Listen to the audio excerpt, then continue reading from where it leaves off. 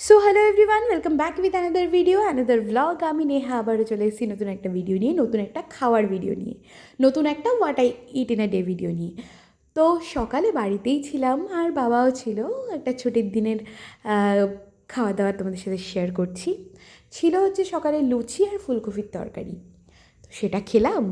আর তারপর বংশগত অভ্যেস, ব্রেকফাস্টের পর চা না খেলে কি আর হয়, সেটাই খেলাম। তারপর বাবা এনেছিল হচ্ছে মাটন, অনেক দিন পর এনেছিল। তো একটু কষা মাংস খেলাম। আর তারপরে লাঞ্চে ছিল হচ্ছে মাটন, ছিল হচ্ছে থোড়, আর হচ্ছে কাঁকরোল ভাজা আর একটা বড়া মতো, তো সেটা আমি খাইনি। তারপর ছিল ফল, ফলে ছিল হচ্ছে আপেল আর শসা। তারপর একটু বেরিয়েছিলাম আমি আর রিশু, একটু কাজ ছিল, কল্যাণীর দিকে গেছিলাম। তো স্টেশনে নেমেই খেয়ে নিলাম হচ্ছে ছোলা মাখা আর একটু চা।